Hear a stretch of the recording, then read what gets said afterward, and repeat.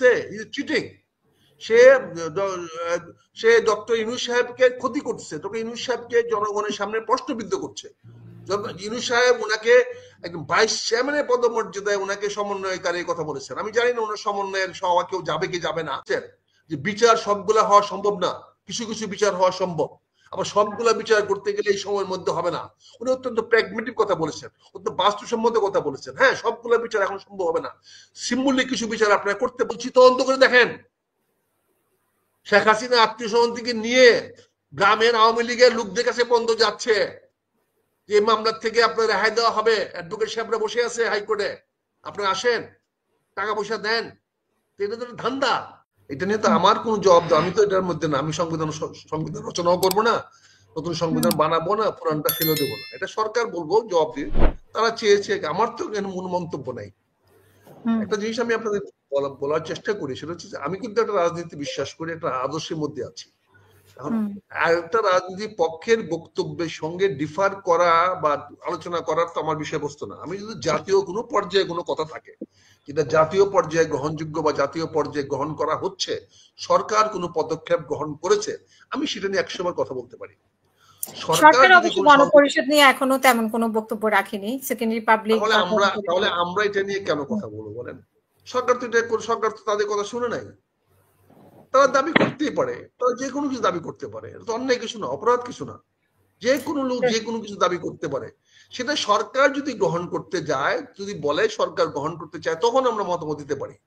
কাজেই গণপরিষদ দাবি বলেন, যে কোনো পরিষদ দাবি বলেন, যে কোনো রাজনৈতিক দল তাদের জন্য, তারা তাদের আদর্শ চিন্তা চেতনার দিক থেকে যে কোনো দাবি করতে পারেন। এটাকে আমি কখনোই নেগেটিভ দেখবো না, খারাপ ভাবে দেখবো না। এটা এখন সরকার কোনটা গ্রহণ করবে না করবে সেটা সরকারের বিবেচনার বিষয়। এখন সরকার যে বলছে যে ডিসেম্বরের মধ্যে নির্বাচন, সেখানে অটুট আছে এবং নির্বাচন কমিশনও সেভাবে প্রস্তুতি গ্রহণ করছে। আলী রিয়াজ সাহেব বলছেন যে মানে খুব শীঘ্রই একটা পদক্ষেপ আসবে। তো আমি এখানে ভেরি পয়েন্ট ব্ল্যাঙ্ক বলছি, আলী রিয়াজ সাহেব ইজ এ লায়ার। উনি অসত্য কথা বলছেন, উনি চিটিং কথা বলেন, উনি ব্লাফ দেওয়ার কথা বলেন। উনি কথাগুলোর মধ্যে একটা, উনি কি করে বলতে পারেন যে সংসদ নির্বাচনও হবে, আবার কি জানি কি বললেন এটা, সংস্কারও হবে, সংস্কার এবং নির্বাচনের তারপরে যে জাতীয় সংসদ নির্বাচন এবং কি পরিষদ না একটা বললেন, গণপরিষদ নির্বাচন হবে। হাউ, কি করে একটা লোক বলতে পারে এটা? গণপরিষদ নির্বাচনের কথা কিন্তু উনি কিছু বলেননি। উনি বলেছেন যে উনি বলেছেন দুটি নির্বাচনই হতে পারে, এতে কোনো সমস্যা নাই। কাজে উনি he is cheating the nation, he is bluffing, he is bluffing. আমি very sorry to say he is cheating. সে ডক্টর ইউনূস সাহেবকে ক্ষতি করছে, ডক্টর ইউনূস সাহেবকে জনগণের সামনে প্রশ্নবিদ্ধ করছে। ইউনূস সাহেব ওনাকে একদম ভাইস চেয়ারম্যানের পদমর্যাদায় ওনাকে সমন্বয়কারীর কথা বলেছেন। আমি জানি না ওনার সমন্বয়ের সভা কেউ যাবে কি যাবে না। উনি 13 তারিখের মধ্যে নাকি সবাইকে চিঠি পাঠাবেন এবং 15 তারিখের মধ্যে সবাইকে ওনার সঙ্গে দেখা করতে হবে, মিটিং করতে হবে। আমি কেউ জানি না উনি কেউ যাবেন কিনা। তবে আমি মনে করি উনি যে বক্তব্য দিয়েছেন ব্লাফিং বক্তব্য, এটা জাতিকে বিভ্রান্ত করার জন্য বক্তব্য। কারণ ডিসেম্বরে নির্বাচনে যাওয়ার মতো পদক্ষেপ প্রধান নির্বাচন কমিশনার বলেন নাই এবং প্রধান উপদেষ্টা পরিষ্কার বলে দিয়েছেন যদি অল্প কিছু সংস্কার হয় তাহলে উনি ডিসেম্বরের মধ্যে নির্বাচন দিতে পারবেন। যদি বেশি সংস্কার চান, যেমন আপা বললেন যে বিচার সংস্কার সবগুলো চালাইতে হবে, তাহলে উনি জুন মাস পর্যন্ত লাগবেন। উনি যেখানে প্রধান উপদেষ্টা সাহেব বলে দিয়েছেন, সেখানে উনার পক্ষে লোক হয়ে রিয়াজ সাহেব কেন, কি উদ্দেশ্যে জনাব আমাদের প্রধান উপদেষ্টা বক্তব্যের সঙ্গে দ্বিমত পোষণ করছেন এবং জাতিকে বিভ্রান্ত করার চেষ্টা করছেন? পরে গিয়ে বলবেন যে না হইল না, আমি তো বলেছিলাম। প্রধান নির্বাচন কমিশনার মানলেন না। উনি প্রধান নির্বাচন কমিশনার বিকল্প আর একটা পদক্ষেপ গ্রহণ করে দেখাতে ছিলেন যে উনি মোর প্রো পিপুল এবং নির্বাচনের পক্ষে বেশি উনি এরকম একটা পরিবেশ সৃষ্টি করতে চাচ্ছেন। এগুলো তো উদ্দেশ্য প্রণোদিত, আমাদেরকে এগুলো ভীত করে। কারণ আমাদের অভিজ্ঞতায়, আমাদের বয়সে, আমাদের সময়ে এই কথাগুলোকে আমাদেরকে ভীত নিয়ে আসে। আমরা বুঝতে পারি যে এইগুলাতে আগামী দিনে রসনী সংকেত, এগুলো আমাদের জন্য ক্ষতি বয়ে আনবে। যে সুলতান আপা সুন্দর কথা বলেছেন যে বিচার সবগুলা হওয়া সম্ভব না, কিছু কিছু বিচার হওয়া সম্ভব, আবার সবগুলা বিচার করতে গেলে এই সময়ের মধ্যে হবে না। উনি অত্যন্ত প্র্যাগমেটিক কথা বলেছেন, অত্যন্ত বাস্তবসম্মত কথা বলেছেন। হ্যাঁ, সবগুলা বিচার এখন সম্ভব হবে না, সিম্বলিক কিছু বিচার আপনারা করতে পারেন, ইতিমধ্যে করে ফেলা উচিত ছিল। এই 7 মাসে দুই একটা কোর্ট আলোচনা করে। আপনি দেখেন এই আইসিটি কোর্ট তো নতুন না। আইসিটি কোর্টের উকিল সাহেবরা কিন্তু আগে প্রতিদিনে প্রেস কনফারেন্স করতেন, প্রতিদিনে প্রেসে কথা বলতেন। এই যে দুইটা আদালত ছিল, একটা দুর্নীতি দমন আদালত আর একটা হলো আইসিটি আদালত। এই আদালতের উকিল সাহেবদের কাজে ছিল প্রতিদিন আইসা প্রেসে কেলায় কেলায় কথা বলা। এই কথার অভ্যাস কিন্তু অব্যাহত আছে এখনো। কিন্তু আমরা আইসিটির বক্তব্য একই দেখুন, উকিল সাহেবরা কথা বলেন। উকিল কেন কথা বলবে? আইসিটি কেন প্রতিদিন প্রেস রিলিজ দিবে? সরকারের কোনো মাধ্যম নাই কথা বলার? সরকারের তথ্য মন্ত্রণালয় কেন আছে? তারা কি করে? তারা বক্তব্য দিবে সরকার কি করছে না করছে। সেখানে আইসিটি বক্তব্য দেওয়ার কি? আইসিটি তো একটা পক্ষ, প্রসিকিউশন পক্ষ, আদালতের কাছে উপস্থাপন করবে। বিচার কি করবে না করবে আদালত জানেন। আদালতে একটা অংশ আইসিটি, কিন্তু আইসিটির উপর নির্ভর করে না বিচার।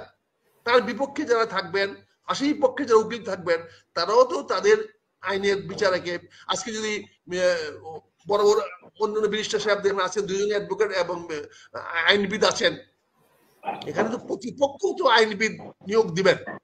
সেখানে যদি আপনি জুডিশিয়ালে যদি কোনো কিছু করতে চান, আইনের মাধ্যমে করতে চান, তাহলে তো পক্ষে বিপক্ষ উকিল থাকবে। সেখানে প্রসিকিউশন উকিল কি করে বলে বিচার শেষ হবে 3 মাসের মধ্যে শেষ হবে, 6 মাসের মধ্যে শেষ হবে, কি করে বলে? তার মানে বিচারকে প্রশ্নবিদ্ধ করা হচ্ছে। কাজে বিচার আমরা চাই, সুলতান আবা যেটা বলছেন 100% সত্য, বিচার অনন্ত বিলম্বে হওয়া উচিত। এই 7 মাসের বিচার হয়ে যাওয়া উচিত ছিল। এটা ব্যর্থতা বর্তমানে যারা আইসিটির প্রসিকিউশনে আছে, এটা তাদের চরম ব্যর্থতা। এই বিচার হয়ে যাওয়া উচিত ছিল। আমরা আশা করব যত তাড়াতাড়ি সম্ভব এই বিচার কাজ শুরু না, বিচারের সমাপ্তি দিতে হবে। বিচারের কিছু রায় আমরা দেখতে চাই যে বিচার কি হয়েছে। এটা তো অনেকে বলতেছে আজকে বাজারে বিচারের কথা বলে টাকা কালেকশন করা হচ্ছে। আসামিদের বাড়ি বাড়িতে লোক যায় এখন, ইয়া বলে আপনার ঠিক আছে কিছু চিন্তা করেন না, আমাদের কিছু টাকা পয়সা দেন, দিলে হয়ে যাবে। এটা আমি বলছি, তদন্ত করে দেখেন। শেখ হাসিনা আত্মীয় স্বজন থেকে নিয়ে গ্রামের আওয়ামী লীগের লোকদের কাছে পর্যন্ত যাচ্ছে যে মামলার থেকে আপনার রেহাই দেওয়া হবে। অ্যাডভোকেট সাহেবরা বসে আছে হাইকোর্টে, আপনারা আসেন, টাকা পয়সা দেন। এটা তো ধান্দা। যত উকিলরা যত আইসিটি কোর্টে মাইকের সামনে দাঁড়ায় কথা বলে, টিভির সামনে কথা বলে, তার মানে তারা তাদের রেট গুলোকে ফিক্স করে। এগুলো দরকার নাই। আমরা বিচার দেখতে চাই, অনন্তমেয় বিচার দেখতে চাই। আমরা শেখ হাসিনা সহ সকল আওয়ামী লীগের পরিধি সরকার বিচার দেখতে চাই। এই বিচার তাড়াতাড়ি হওয়া উচিত এবং সে রায় হইতে হবে। এই বিচারের নামে প্রহসন করে, বিচারের নামে যে নতুন দুর্নীতির যে রাস্তা আপনারা খুলেছেন, এটা বন্ধ করতে হবে। এখানে পুরনো আমাদের সিনিয়র অ্যাডভোকেট রাজ্জাকি সাহেব আছেন, ওনার কাছে বলবো আপনি এগুলো দেখেন। এই ছাত্রদের আত্মাহুতিকে আপনারা ব্যর্থ করে দিচ্ছি আমরা। তাদের যে যে আশা আকাঙ্ক্ষা নিয়ে তারা আসছিল, এই যে সুলতান আবা বললেন যে তখনই দাবি ছিল বিচারগুলো হোক, তখনই যে দেওয়াল লিখন ছিল, দেওয়াল লিখনগুলো আমাদের জবাব দেওয়া উচিত ছিল, কিন্তু সেই জবাবগুলো আমরা দিতে পারি নাই, এই সরকার দিতে পারে নাই। এই ব্যর্থতা কিন্তু সরকারের, দায় দায়িত্ব সরকারের। কাজেই এই ছাত্র জনতার, এই বৈষম্য ছাত্রদের আন্দোলনের যে ফল যেন হারিয়ে না যায়, তারা যেন হতাশ হয়ে না যায়, সে ব্যবস্থা করেন। এই বিপ্লবকে ব্যর্থ হতে দেওয়া যাবে না। বিপ্লব বারে আসবে না। এই বিপ্লব যদি ব্যর্থ হয়, তাহলে আমাদেরকে আরো অনেক বেশি সাফার করতে হবে, অনেক বেশি দুর্গতির পথে আগাইতে হবে।